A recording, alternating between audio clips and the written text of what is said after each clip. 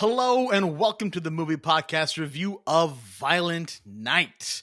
My name is Shahbaz, and joining me today in my workshop where we make toys and we make hammers and guns because this is a violent night. I'm joined by my elves, Daniel and Anthony. Daniel, how are you doing today? I'm great. First of all, I thought you were going to call yourself like Shabazaclause. Oh. And then you were also going to be like, oh, what else do we make in this workshop? We make podcasts in this workshop. But you went with the opposite of podcast, which is a gun. Yes. Which is great. Is the opposite of a podcast a gun, really? Because if you think about it, our show is a lot like a gun. We're just shooting out information and thoughts at people. You know what? They do call podcasts the gun of words. You know what I mean? That's Do they not say that? That is going to be on a T-shirt one day. Yeah, the gun of words. We have to put that on the T-shirt. We have to put it on. Yeah. I don't know. That'll be on our 2023 merch. Yeah, where's it going to be selling? Only in the States. Yeah. Yes. Yeah. But how are you doing today? I'm doing great. It's lovely to be in the holiday season. It is December. So do we talking about another Christmas movie this year? We had Spirited, we had the Guardians of the Galaxy holiday special. I love Christmas. It's great to talk about Christmas movies, and I'm excited to talk about this one today. Awesome. Anthony, what about yourself? How are you doing? How's the elf life for you? I'm doing well, man. Working for you is a bitch. I'm not gonna lie. It's all the guns I make you make. It's all the guns you make me make. But no, I'm doing well. I'm slowly getting into the Christmas spirit. Today is December 1st, so as we get through the days towards that day, the Christmas spirit meter gets higher and higher. So by the 25th, you're at 100% Christmas? Yes. And then 26, it starts to drip. A drip. Did I say drip? Dip? And I then think drip. Yeah. I did say drip. I was thinking of something else. Well, the movie that we're talking about today is Violent Night. And I want to thank our friends over at Universal for letting us watch this movie, because we were so excited to get to watch. After that first trailer drop for this movie, we were like, a badass Santa Claus movie in the same vein as John Wick and Nobody. That is something that is a recipe for success. And we have David Harbour, of all people, playing Santa Claus, who we absolutely love from Stranger Things, and he's done so many other great movies and shows. So this was something that we were so excited about, and I can't wait to talk about it in just a few minutes here. Before I do, let me tell you a little bit about ourselves. We are The Movie Podcast, and you can follow us on Instagram, Twitter, TikTok, and Letterboxd at The Movie Podcast.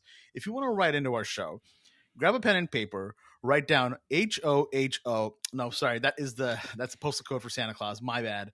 I meant write into hello@TheMoviePodcast.ca. And you know what? You can pretend we are Santa. Daniel called me a few minutes ago Shabazaclause, which sounds... Shabazaclause, 100%. Shabaz-a-clause or Shabazclause? I would say Shabazaclause. Because it just sounds cooler. It does sound cooler, but it also sounds like a monster. Shabazaclause? Yeah, it does. Hey, it sounds like you're going to fight like Godzilla. What are you bringing me, Shabazaclause? Yeah. You both are giving such Anthony's different reactions. Like, Anthony's happy, and Daniel, you're sad about it. I'm sad. I'm like, oh, he's attacking the city. Yeah. No.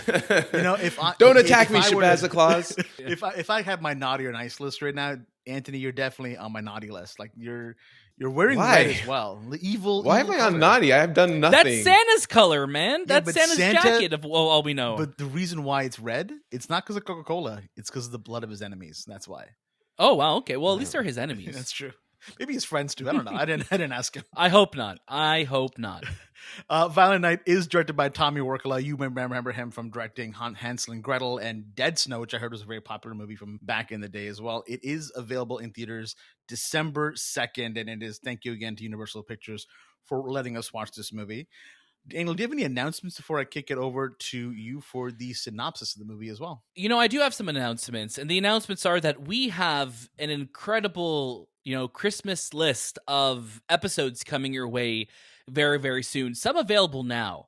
So if you are listening to this at the day of release, which is December 1st, it is December already. As we said, we are in the holiday season. If Shabazaclause wasn't enough to convince you. But we've had some really incredible guests joining us over the last couple weeks, including Ruby Cruz, Tony Revolori for Willow. We had Palm Clemente for the Guardians of the Galaxy holiday special join us as well, too, as well as the cast of Mythic Quest joining us on the movie podcast.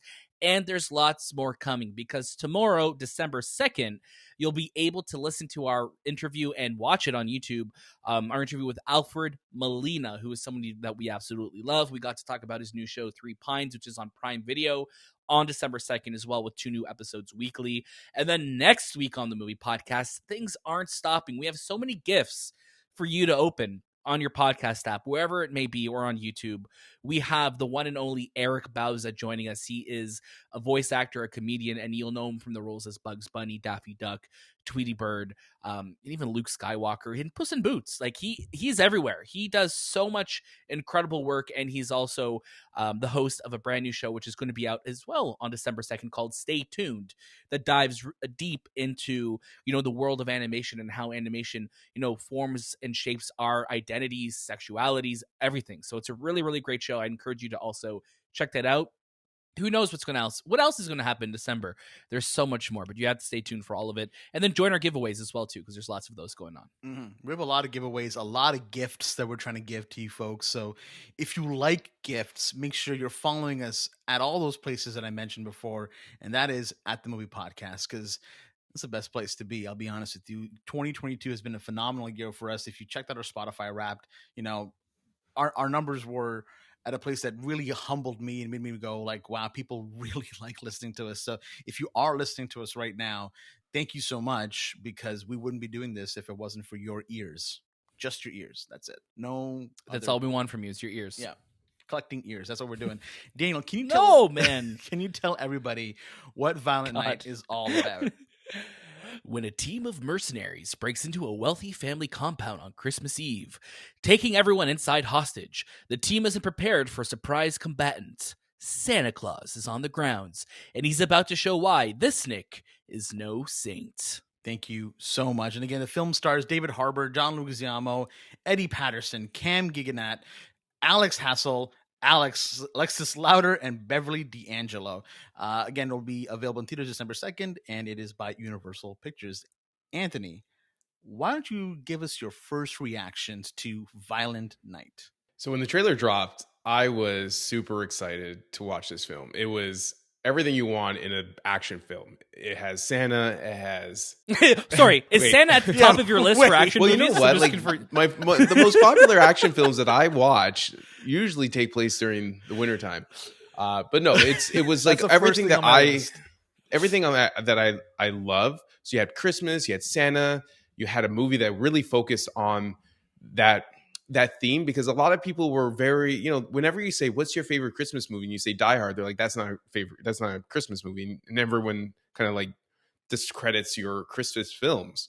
So I was super excited to watch it, but the overall experience for A Violent Night for me was actually disappointing. I just didn't get into the whole theme of what we watched. I think the saving point, or the saving grace of this film, is David Harbour as Santa Claus, but the overall story is just boring, and it lacks so much depth. It lacks a lot. And I know people are going to be like, well, it's a Santa Claus film. What do you expect? But we take our Santa Claus films really seriously, and we want to see Santa Claus in a good action thriller, and it just didn't pull it off. It just felt like, let's put Santa Claus in a situation where he has to kind of escape and maybe save some family or some people at this house. But I think the way they processed, or the way they actually got to that point, it just missed the mark for me. Yeah, I mean, you touched on some great points there. I mean, I think, for me as well, no action movie is complete unless it's Santa Claus in there. Like, that's kind of where I'm at as well.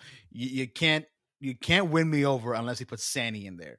But this movie, it has so many of the right things that it needs. The problem that it kind of suffers with is really just that script. It felt very like, okay, we just got to have a hostage situation, and then Santa Claus comes to save the kids and everybody else. But Daniel, let's get to your first reaction. Like Anthony, the main ingredients, what I want in a movie, in any action movie, it doesn't even have to be action. It could be a drama. It could be a musical. It could be, a period piece. Just give me Santa Claus. I think Santa Claus is what you need. But in all seriousness, I think David Harbour is absolutely perfect as Santa Claus. He is far and away the best part about this film.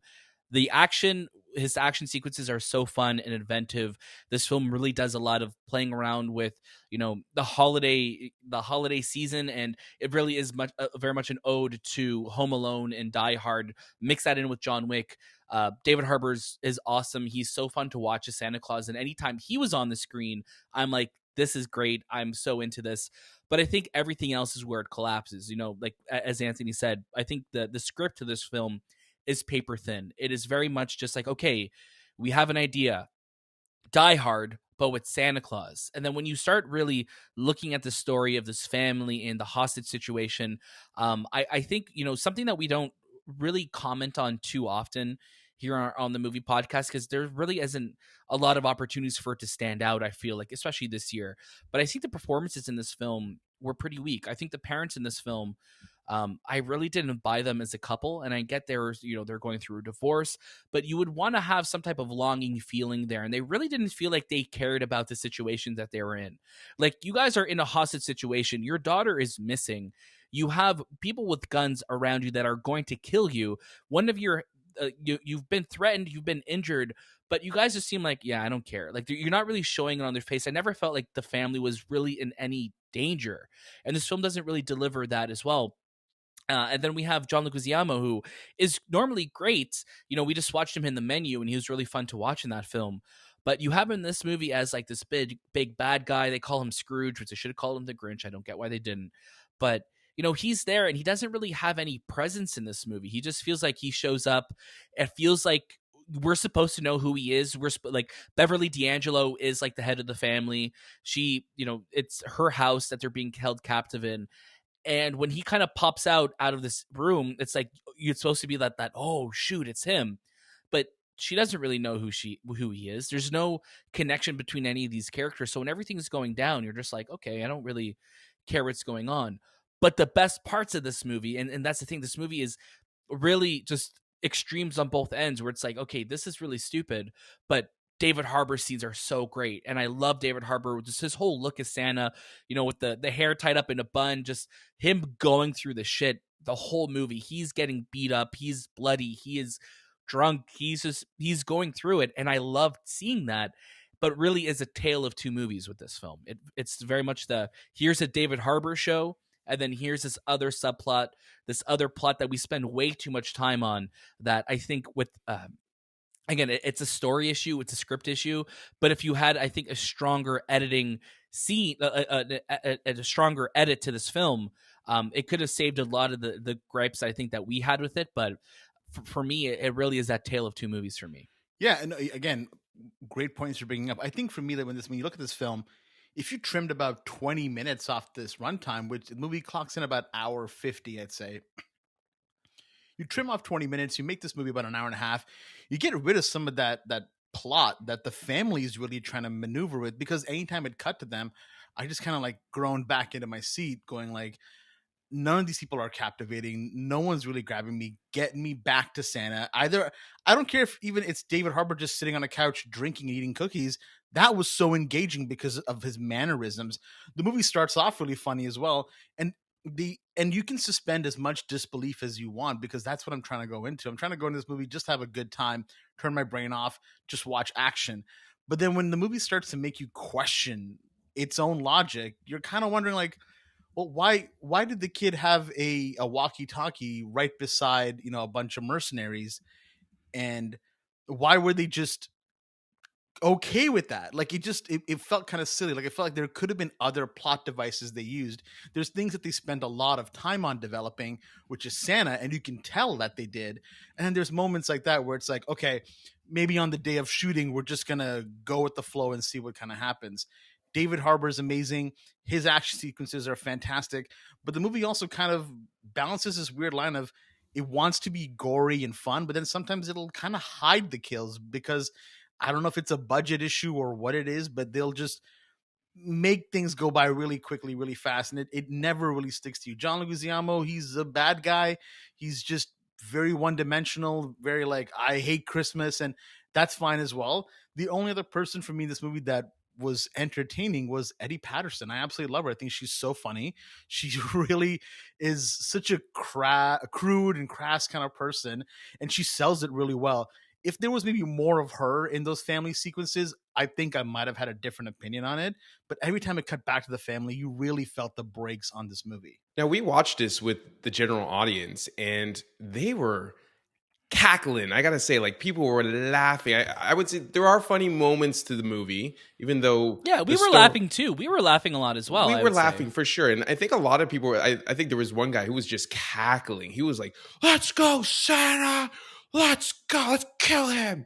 I'm like, oh my Yeah, gosh, he was going to hurt himself for sure. 100%. So I think the general audience will love this film because it's just silly, dumb humor type of, film action.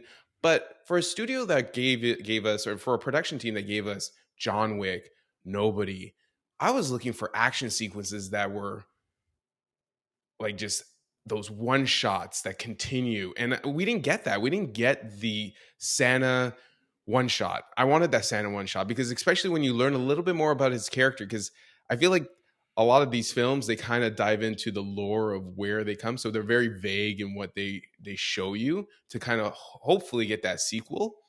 But I really wanted I really wanted an action sequence. And Shay, you said that there was goriness to this, and it's pretty gory in the sense that it almost comes off like B horror gory. It's not even John Wick gory. It's, oh, okay, like it's over the top gory. It's out of like place. It really is. Like, let's just really showcase this R rating that we have and show you the most egregious kills. Let's make it like Die Hard and Home Alone wish they could go. But see, it's funny because they do that. They show the gore, and then at some points they do a lot of these jump cut action sequences where I'd want to see blood flying on the wall, or I'd want to see like a skate cut off a dude's neck and things like that. And then they kind of like hold back a bit, and then they push forward, or hide it in darkness, right? Yeah, it's like they can't commit to what they want to do. So that's why sometimes when the gore happens, it just catches you off guard because you're like, okay, well, 5 minutes ago you were just punching,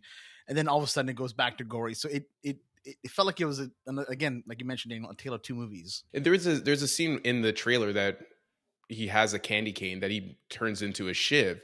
Like, why wasn't that a big sequence? It just felt like there was a lot of cuts to hide things for a film with, because you definitely see it. You see it, but it's like it's not like this is a big moment. You're right. Same with with his hammer and everything. The first thing that came to mind, I'm like, okay, let's do a Bourne situation where he has candy canes and he's like to a bunch of people, but you just don't get it. It's just a bunch of cuts.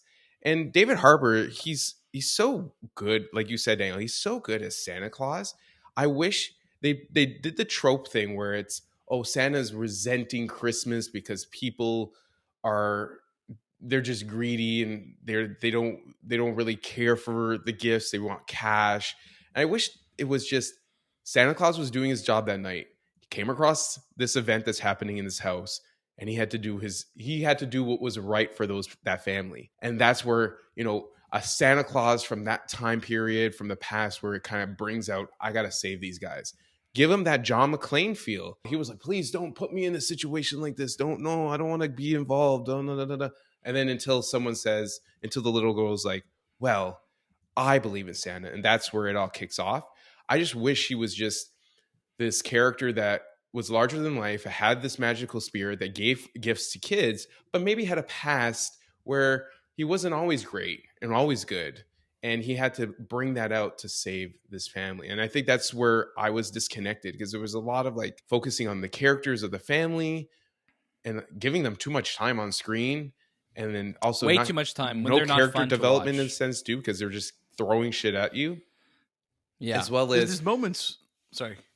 As well as just Santa just kind of like, I don't want to be involved until an hour and a half in. He's like, okay, I'll be involved. There's just a lot of moments where this movie could have been a slam dunk. It could have easily just been like a great holiday action film.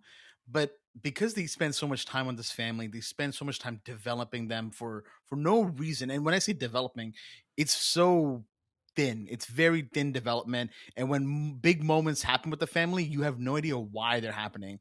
Like, there's a point of the film with the son that had me so flabbergasted, because I was like, why would you add this complexity in this situation when you could have just totally made it very straightforward, very easy? Because I'm watching a movie about an ass-kicking Santa. You didn't have to make this part of the movie deep, because now it's just silly, and you don't buy anybody. And that's why whenever it cuts David Harbour, I'm like, yes, keep kicking ass, keep having fun, but make this movie an hour 30, make it an hour 20, even if you wanted to, and just make it a badass Santa Claus action flick. There could have been so much fun that we would have had, and we did have fun. But I know that our Yeah, fun it's a got lot of fun. yeah, our fun got suppressed a lot whenever it cut back to the family, which was a lot. And I know that's what we keep kind of harping on, but it is the biggest crux of this movie. Do I think people are going to have a great time in this movie? Absolutely. I think that most people that are going to watch this movie are going to be like, this was so much fun. And our theater reaction was a clear sign of it. We were laughing, we were screaming, we were going like, oh, and like wincing And wincing and everything, at yeah. so many moments. But then there were moments where I just kind of was like bored, and I was like, I shouldn't feel bored right now. And I think that's the thing, right? There's a big problem in a movie where you're dealing with terrorists coming to a house when you don't care about if the terrorists do something. You know what I mean? Like imagine you're watching Die Hard and you're cheering for like Hans Gruber. You know what I mean? Like it's just strange to me, and it's like any of the family members, and they would turn on each other, and like again, it's such a silly thing to pick on, but it's not a silly thing. We were talking about, okay, the hostages come to the house. Obviously, they've infiltrated, like these cartoon ass villains infiltrated the security of this billionaire somehow, and rather than the girl, like the main girl who's communicating with Santa Claus on a walkie-talkie, rather than her somehow escaping or her parents sending her to the attic to hide and finding the walkie-talkie, we're getting this forced plot point of, oh, her parents aren't together, her dad didn't take her to go see Santa, and oh, what does the dad do? I'm going to get you one of my old walkie-talkies that was just lying around in the basement that still has batteries in it somehow, and you're going to be able to talk on the walkie-talkie. And it's like, it felt like a problem, like the screenwriters were trying to problem solve, like, hey, how could we get this girl a walkie-talkie? And like they found it like that, where it would have made more sense if she was probably in the attic, found it there, and then her parents could have been worrying the whole time where she was, but she was fully talking on the walkie-talkie and holding it in front of the hostage, in front of the terrorists. And I'm like, this makes no sense. It's very silly, yeah. And then you also have like Santa's bag, which I thought would have been a great plot device to use, because every time he'd go in there, he'd pull out a video game, he'd pull out a chess set, and I'm like, why couldn't there have been something useful that he pulled out? And like, I get maybe that might be the joke behind it, but it just felt kind of like, it just felt not developed fully. Like there could have been so many great things of him pulling out, like, oh my god, I found a hammer that someone wanted, let me throw that. But no, it was always like a CD, and it's like, okay, really, there's nothing in here that you could have pulled out of your magic bag. And that's the thing, the magic is in the movie is also used very plot devicey. Like, okay, we need to solve a problem, Santa magic. We have a problem, he doesn't have magic now. And it's like, okay, again, I know we're really nitpicking on these things, and I know we're really kind of driving in on like a Santa action film, but these are things that bothered us about this movie. Even though we had some fun with it, we got to be honest with you all about what didn't hit the landing for us. Because the ingredients are there, and that's what I think what makes it hurt the most, is that I think overall I still like this movie. I still had a really fun time with this movie, but it's that whole thing of like, man, this could have been one of the great ones. This could have been something that every year I want to go back and rewatch this and have a great time with it, where I think you're going to have a good time watching this movie, but it very much is going to be a one and done. Yeah, I don't know if it has a lasting effect. I think people will talk about it for the time of Christmas that we have right now, but then after that, it's like, okay, do we continue to talk about Violent Night? Because it also could have been, the idea is so outrageous, it could have had this lasting effect, like John Wick did, like even Nobody did, and Nobody came out at a really bad time. But I don't know if Violent Night has that. But this movie deserved better. I think this movie deserved better writing. That's really where it comes down to. Definitely, 100%. Well, I think it's safe to say, if we can say, this movie's on our naughty or nice list of this year. So let's get into our final recommendations. I'm going to kick it off with Anthony. This is definitely on the naughty list. I kept thinking, where does this film fit into my whole Christmas, movie catalog? Will I ever watch this again? Will I ever put this on?